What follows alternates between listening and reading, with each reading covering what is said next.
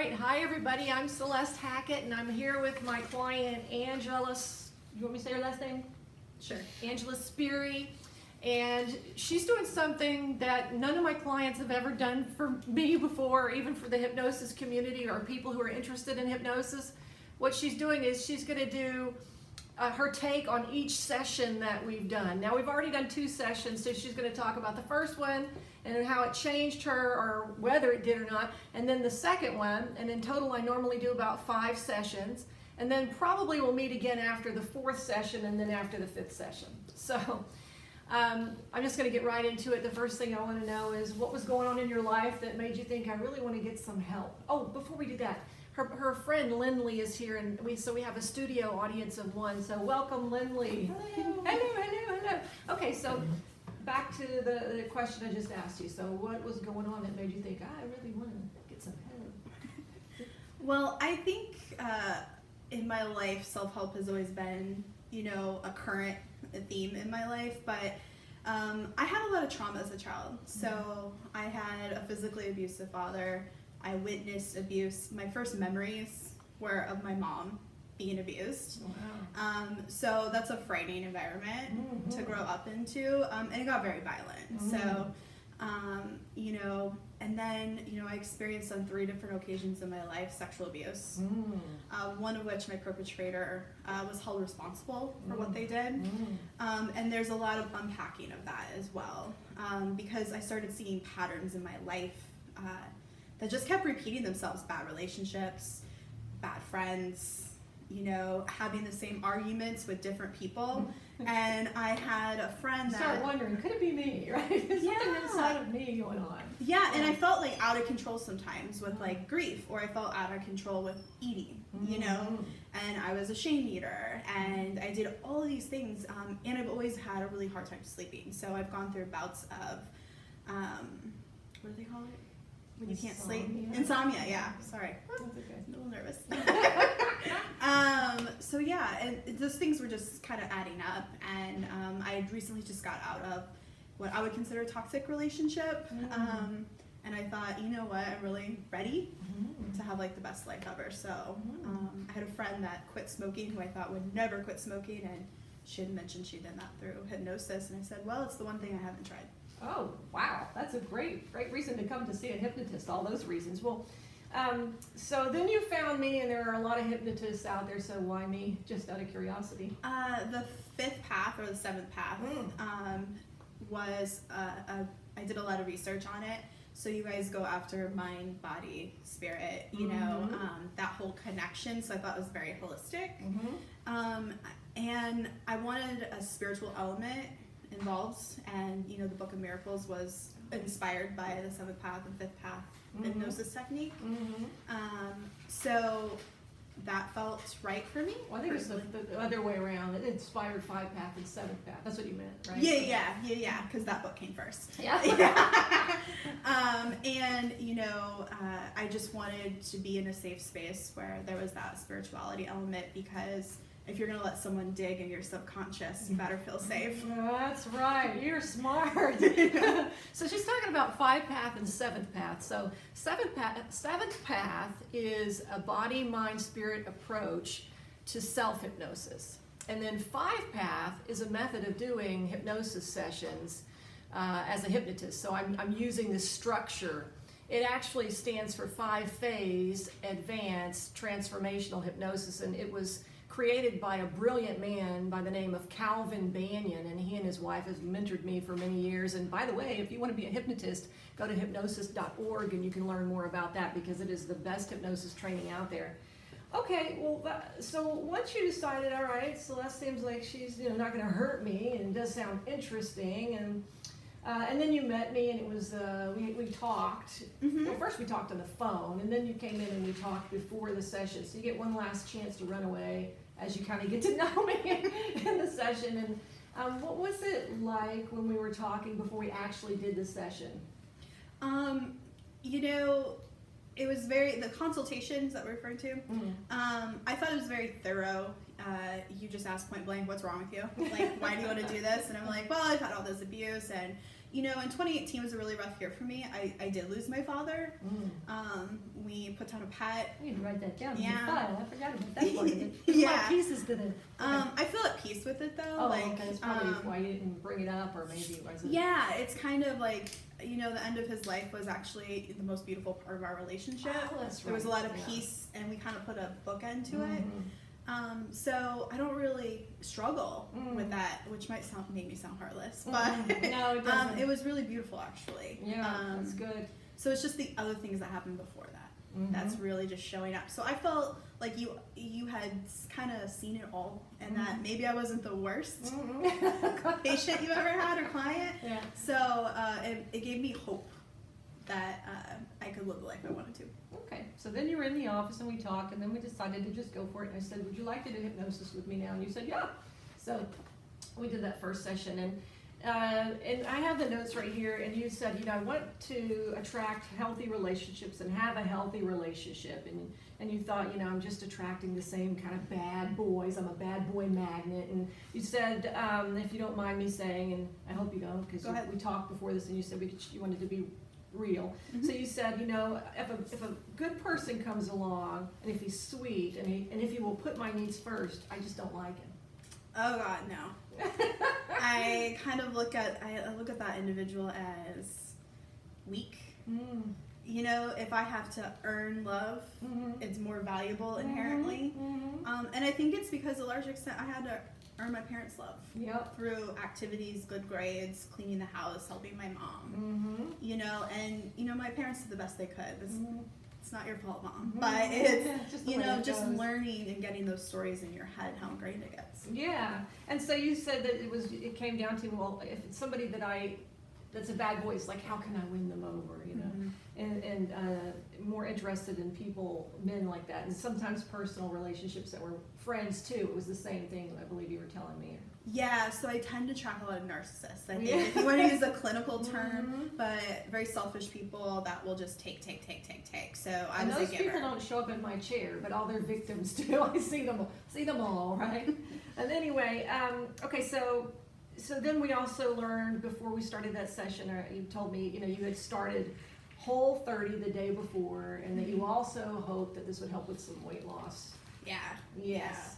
And so then I said, okay, what do I do? Do I go, my thinking is, do I work on this relationship thing first and the emotional stuff? Do I start there, or do I start with the weight problem? And I decided to go ahead and start with the weight problem. And so when we got into hypnosis, I took you down the low road of continuing to eat the way you had been eating before Whole 30, so you could kind of get an idea of how bad it could be.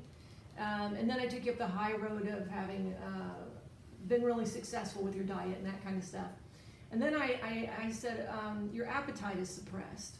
And I said that several times, and I told you how to think about that so that the appetite suppressant would work, because you can literally give someone a hypnotic appetite suppressant when they're in a hypnotic state, and if they accept the suggestion, then it will have an effect on them. And I told you, I said, whenever I say your appetite is suppressed, what I want you to do is just get a feeling like your appetite is suppressed. But don't get a feeling like you're sick of food or you're sick, because some people will go to like a time when they were sick. And I said, don't do that. What happened? Well, I'm a tester of many theories. So when someone tells me not to do something because I'm kind of a rebel, which we also talked about being rebellious, Right. and your diet can go Yeah. hand in hand, which I thought was really enlightening. Yeah. But I did think of something that made me sick because I was like, if this hypnosis thing really works, the skeptic in me, I want immediate like bad result. Like if I do something she says not to do because it will end up in this. Yeah. I'll feel bad. I wanted to test it out. So I did think of a time I was sick. I thought of Sick, all... so sick at your stomach. I said your appetite is suppressed, and she thought, oh yeah, that feeling when I'm sick at my stomach, right? Yeah, when you eat so much and you just want to like, right? Right. So, and I also envisioned all the foods that are like my guilty pleasure foods. Mhm. So like burgers, fries, pizza, just to name a few. And when I left that day, I went and got lunch. It was very easy to make a healthy option before I went back to work. But I drove past like Shake Shack, and I remember going, ugh, like I just felt sick to my stomach. Yeah. And people had pizza at work, and it literally made me feel nauseous. That's the only real harm in that, is that it can make you have a very bad week. But it was okay, because I was Right. like, okay, this stuff works, and Okay. now I can like fully commit to Yeah. the work, because there's a homework in between, and I think when you take on this type of transformation, you have to really commit to it. Okay, very good. Yeah. That's an interesting story, and I'm glad you shared that with people. Yeah. And then I also gave you the suggestion that you would have a sort of an emotional holiday and be more balanced. What happens there is, so people have a lot of subconscious negative emotion, and it will kind of come into consciousness when they have a bad emotion in the present moment, like a fresh negative feeling. The stuff in the past and the subconscious will resonate with it, and so they'll feel that feeling plus the stuff in the past. And so I asked the subconscious to keep the stuff in the past in the subconscious and give you a break, so that you would continue to have feelings, but they wouldn't be over the top, and you would have an emotional holiday for a week. You'd have a rather pleasant week. It didn't have to be over the top great, but just to give you a break. How did that work for you? Oh, that was so great. I think that was worth their fee that time for that session. Because I'm a stress ball. Like, I walk around and everything typically really stresses me out. If my dog we don't do our walk in the exact time that I allowed it. If it was 15 minutes and we took 17 minutes, I resort into a stressful state of mind. Which is weird. We might have to dig into that in another session. Yeah. I'm just a stress ball, which doesn't help with weight loss. No. And, spirals into eating bad food, and it's all connected. But I felt very peaceful. I was very equal. I still am, I would say. And I think it's the daily practice that really contributes to that. The 7th path self-hypnosis, you're doing that every day, and that's what you mean by the daily practice. Yes. Yeah. Sorry. Okay. But then we're also, it was just, I felt very free. I had a fight with a friend, and we went to dinner, and normally I'll be very passive aggressive. I like to think of myself as this strong woman that's not afraid of conflict, but I am. And finally she said, "Do you want to talk about this?" And I said, "I do." And then, I heard her side, and it was the first time in my life where I didn't resort to me being a victim, it being about, you hurt me. It was, I really heard where I messed up. And I'm like, I can fix that. And it was just very easy breezy. Wow. I'm in sales, so that's a very emotional job. You can go up and down with the sales. You're either like, the best thing ever, or a piece of crap, depending on the day. And both can happen the same day based on deals. I lost an $80,000 upsell deal. Sure. And I had to accept some feedback about our product versus a competitor's product. And, I took the notes and I shared it with my leadership. And normally when you lose a deal like that, they want to place blame. And I said, well, the product's inferior, and here are all the reasons why. And I just sat there, I said, any questions? And here are all the things that I did to save the deal. You win some, you lose some. Any questions? It was very even. Good. About it, and that's financially impacting. Right. Like, nobody wanted that deal more than me. Right.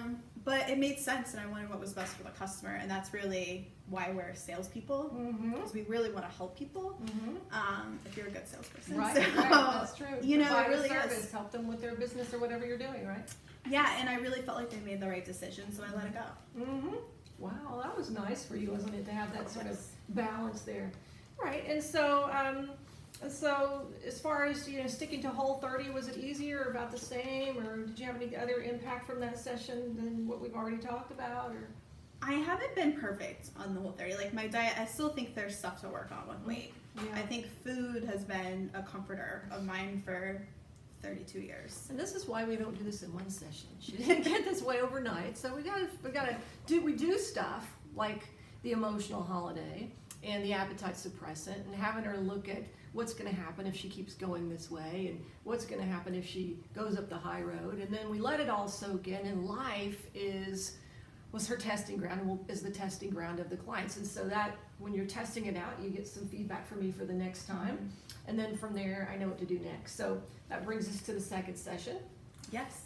You came back, which is often the case with any weight loss. People will typically have a really good first week after that first session. So all you could think was, I'm flying high, right? I have this appetite suppressant, and emotionally things have been going great. So I probably don't even need you anymore because things are perfect now, right? It just kind of feels pretty good.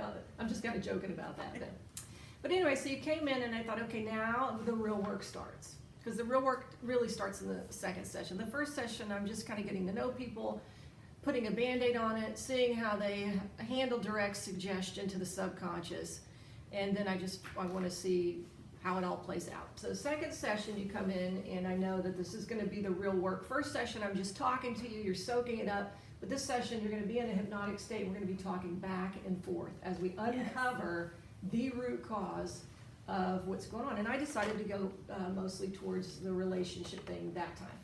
And so I said there's a feeling inside that you just don't like, and it's that feeling that more or less drives you to be interested in people who are not really good to you, right? Mm-hmm. And I expected you to just have the feeling and go, oh, you know, I feel it, because I said, let me know when you feel it, just nod your head. And you said, worthless. You went right to that. And a lot of times people just know the feeling because they can feel it inside, but you actually had a label for it right away. So that was interesting about you. Most clients don't do that. But anyway, I said focus on the feeling. And did I take you through a tunnel? I usually do that. Yes, multiple times. Yes, okay, multiple tunnels. Because the feeling can be a tunnel and you can go into it and follow it back. And the first place you went, the subconscious actually, the tunnel took you to, which is the subconscious doing that, was to a place when you were 6 years old, curled up in a ball, wanting a hug. And you had this longing feeling of just wanting, you know, just being empty and wanting and longing and wishing and hoping somebody would come along. Quite painful for kids. And almost everybody's had that at least once in their life. Almost everybody. They might not consciously remember, but kids can be quite lonely sometimes. And so your subconscious said that was a big deal. And so I took that feeling, which you could feel in your chest, and I turned that into a tunnel and said to the subconscious, follow that back to an earlier place. And so you went through that, and then you went immediately to age 4, your parents fighting. Mm-hmm. Yes, and you know, a lot of parents don't like to think that their fighting impacts their kids. It does, just to let you know, especially if it was really bad. And your parents had some really tumultuous interactions. Let's just very volatile. Very violent, and you were trying to play. You said, I'm trying to play. And they were making all this noise, and you were arguing, and you had to hear it, and you were 4 years old, and you felt scared. And so since I know that a lot of times when parents argue, because I've seen this over and over again, I always have to not know for sure, but I always have to know that this could be a possibility. That when parents argue, a little kid thinks it must be because it's me, I did it, it's my fault, somehow I'm not good enough, right?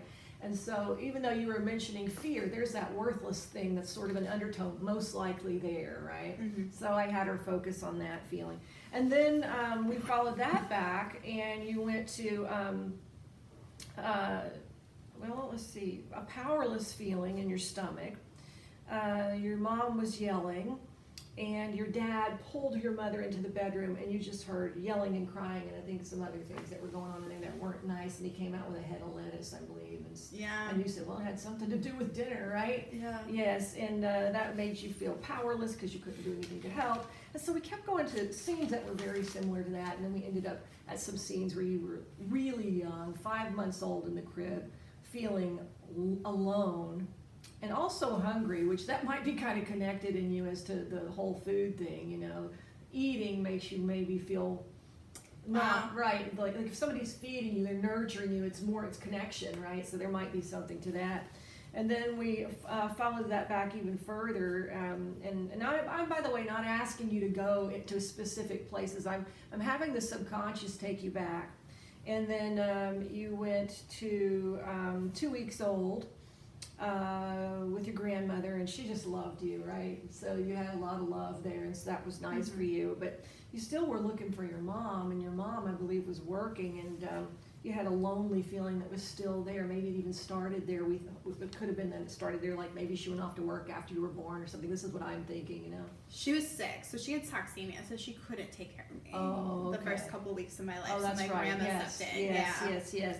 And so you had that lonely feeling, just wanting her. Isn't that interesting? That people can, when they're little babies like that, there are little balls of feeling, you know. And so then when I do a certain technique to make sure that I'm always looking for the first time you felt bad, you know, that has anything to do with your issue. And so when I asked the subconscious to go to the first time, and I'll ask it whenever somebody says, oh, this is a new feeling for me, I've never had it before, and that's what you were saying. The subconscious did loop back and went to that same feeling again, which meant by some criteria that could have and probably was the most impactful thing that happened to you and the beginning of your problems. Huh.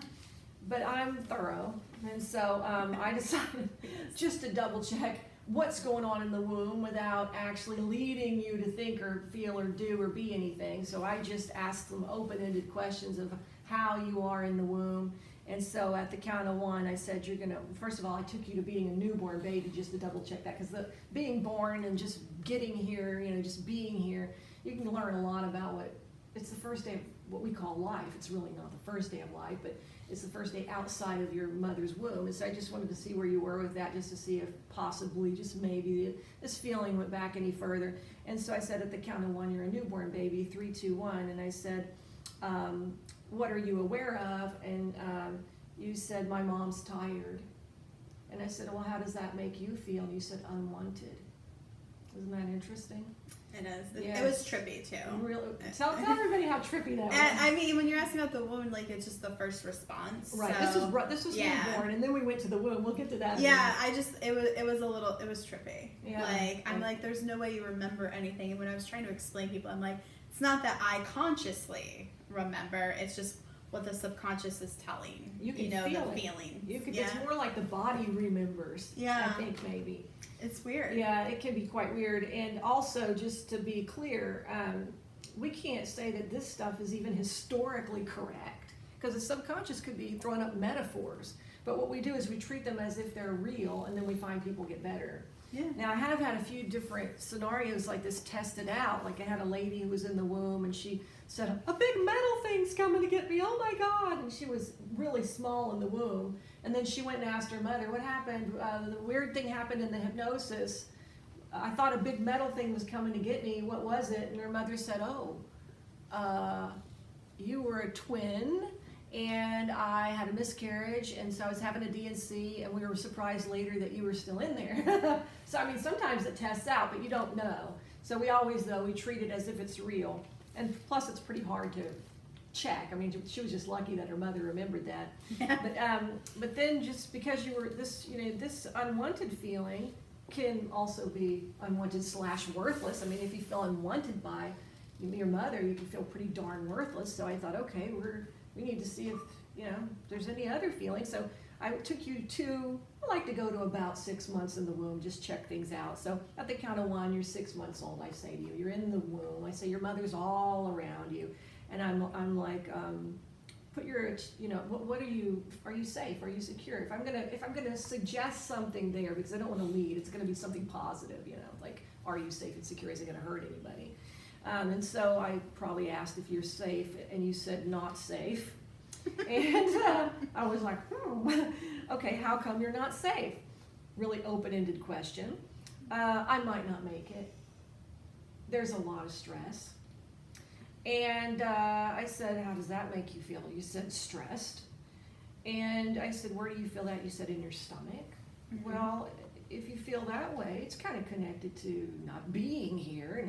And if everybody's stressed, you start thinking maybe I'm not worth it enough for them to even calm down and pay attention that there's a life here that is sacred. I mean, I think babies are sacred, but that's just me. But anyway, and so then I was like, okay, well, let's see how far back this goes, right? So I said at the count of one, you're 3 months old in the womb, and I asked you if you're safe, and you said no, exclamation point, you were really adamant about it. And then I said, how come? You said, I'm not wanted, my mother's overwhelmed, that kind of a thing. And I was like, wow, okay, well, let's find how far this goes back. So I went back to 1 month in the womb. You still weren't safe, and you could feel her stress.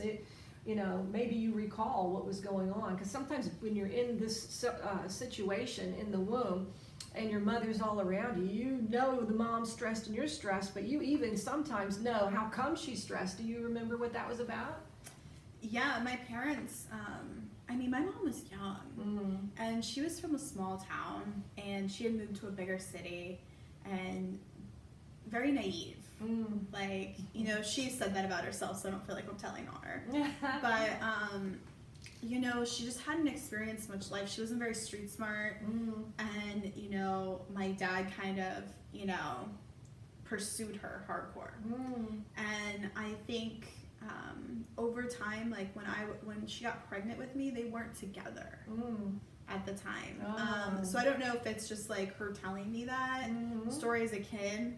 That influenced this? Maybe, you Possibly. know, and she... But let me ask you this question. When we did this, could you feel the stress in your body? Yeah. That's the main thing that we're looking for, because that wasn't just something that she told you. You could feel it, right? Yeah. So what we look for is the feeling, and then when it's gone, then we're on the right track, because we want to make it go away, because that feeling is driving you to overeat. Yeah. Yeah. And also you have some concept of being worthless, which is, like you said, driving you to be worthy, which means you're trying to prove that over and over again with people who are very judgmental and narcissistic or whatever.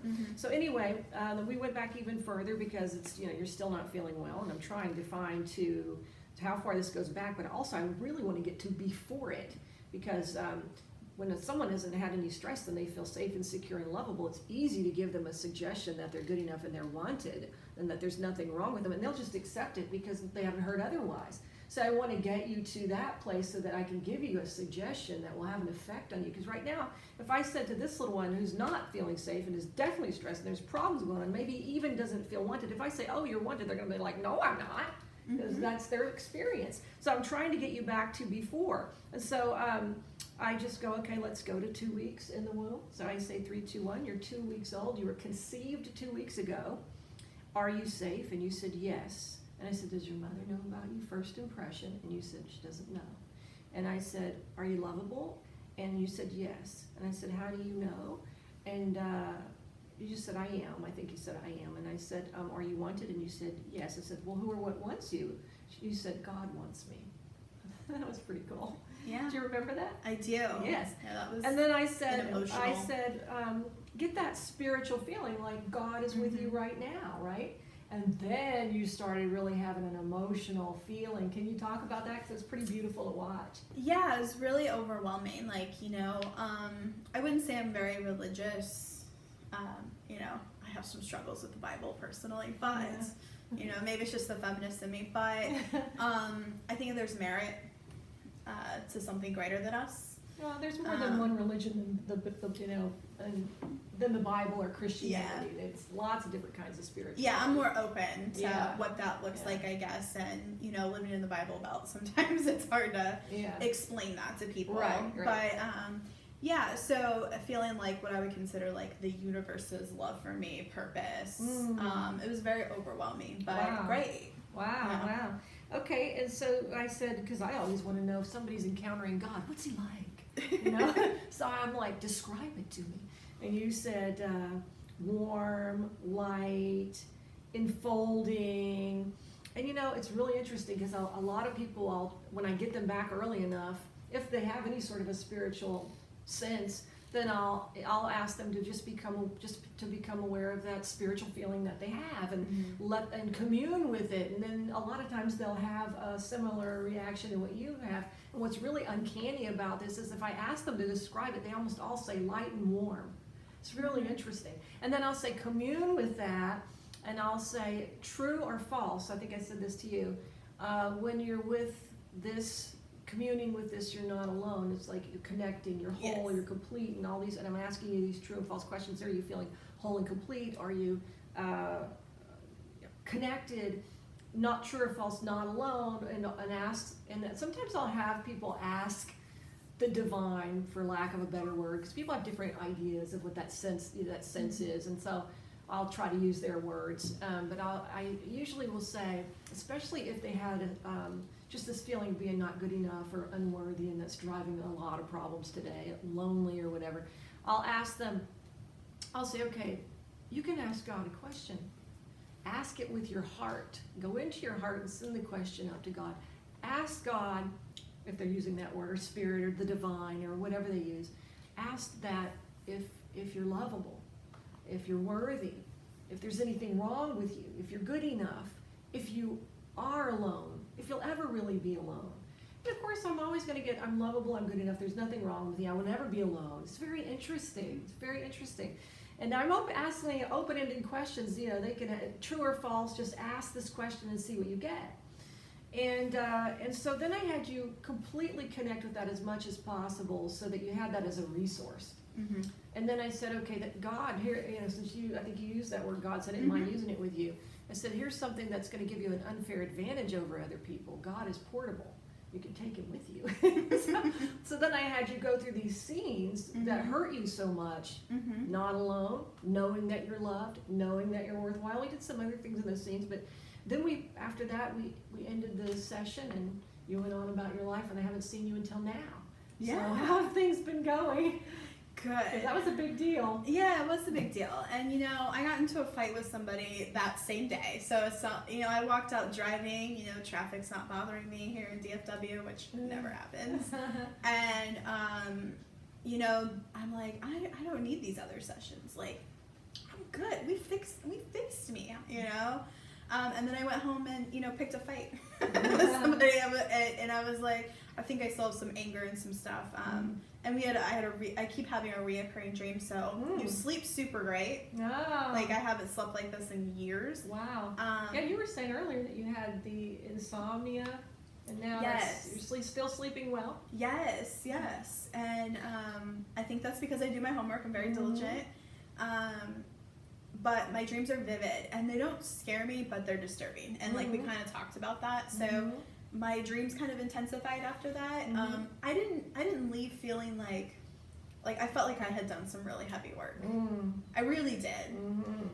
Kind of rethinking about all that stuff, and it's not like some weird repressed memory came up every time you went to those, and we had to neutralize them. And so there's the after that session, probably more than any session, the mind is reorganizing rapidly around the new changes that we made. And so it can feel like, wow, you can feel spent, you know, or just a little bit strange. Yeah. A lot of people will emerge from that session and they'll be like this, that was weird. It was weird. You know? Yeah. Yeah, and you know, I had someone tell me something, like say something negative towards me, telling me how to live my life. And I literally just calmly said, don't tell me what to do. Because I don't need you to tell me what to do, because I know what to do. Awesome. You know, so I'm kind of tapping it. Wow. Like tapping it. Usually I take everyone's advice and I act like I'm this person that can't make my own decisions. You know, which at work people see me as someone who makes clear, concise decisions. But in my personal life, I get advice from everyone, and then what happens when you get advice from 20 people? You don't ever do anything, really. So I just started kind of putting boundaries. We didn't even directly work on that. That's what's cool about this is like what's causing one thing is causing everything, and so you've got your own insight and made your own change based on just basically feeling more worthy. And more less alone and more connected at a deep level. Yeah, and not even being like rude or mean about it, because sometimes I would stick up for myself when you feel worthless and you act like you're strong, you overcompensate, and then you just kind of look like a jerk. That's my dog barking. So, but I was like very calm and started seeing me putting up boundaries in my life that, you know, I would say I would rate myself before this experience someone that didn't have great boundaries with people. So that's good. But my dream about the snakes is still happening. So that was interesting. I had one last night. So the story is I had a box of snakes after my first session, and I had people over. It was people from work, and before they came over, I dumped a big box of snakes. I'm terrified of snakes, by the way. So I don't love it. And then I told everyone, oh my God, we have to find like 25 snakes that I had let loose in this house in this dream. And I couldn't find any of them. And then today I was like outside in a garden in a house that I lived in but I'd never been to. And there were multiple snakes in my path, and I went around them. Interesting. And I looked back, and they were gone. Oh, interesting. Isn't that weird? So help me with that. So what I would like to know is what you were feeling. Were you nervous about snakes, or what were you feeling? I was very nervous, and I didn't want to like touch them. And although I wasn't like terrified as I would be if I saw one in real life, I was very like cautious looking at it. You know, I was very cautious and nervous. I don't know, that has some meaning to the subconscious. And if there's fears, it's probably around this. It probably means that there's just some more fear we're going to be working on. Yeah. Because we only worked through age 6. Well, guess what? A lot of things happen to you after age 6. So we have to work through all that stuff next time when I see you. And the anger came up. You said you were angry at your friend. Oh, I guess I do still have some work to do. Yeah, I got a little snippier. Well, I think that people are like onions. You know, they have all these layers. And so we removed the outermost layers. And now what's coming up is some of this anger. It's coming up at just the right time it's supposed to come up. So you might be a little more irritable before we get this all done. And just, keep doing your 7th path self-hypnosis. Yes. But we're going to neutralize all the anger, and you're going to love that session. It gives people great relief. So I'm excited about it. Well, things to look forward to. Yes. Is there anything else you want to say or any questions for me? Or anything you want to tell people who are watching this? Yeah, I think if this intrigued you, I think if you have patterns in your life that just keep coming up, I think smoking cessation and hypnosis, go hand in hand, but I think any pattern in your life that's undesirable, you should look at. I actually think everyone should go through a hypnosis session in their life, just in general. So I really encourage people, and my biggest fear was, and I told you this, what if I remember something I don't want to remember? And you gave me great confidence that if that happened, we would deal with it. You live through it once, we can live through it again, but we'll heal it this time, and it won't be like going on. The thing that therapists do is they'll have you talk about stuff. We got an unhappy dog in the other room. And so what they'll do is they'll have you talk about this stuff, and then they'll go, oh, time's up. And so you go cry in the parking lot because you brought up all this stuff, but you didn't resolve it. A good hypnotist is going to bring it up really fast. It's not going to be several sessions, usually that session, and they're going to resolve it. And when you leave, you should feel better, and certainly, if not 100% better, feeling like something really important happened and that you're on the right track, and you'll see this giant change so that you're willing to come back.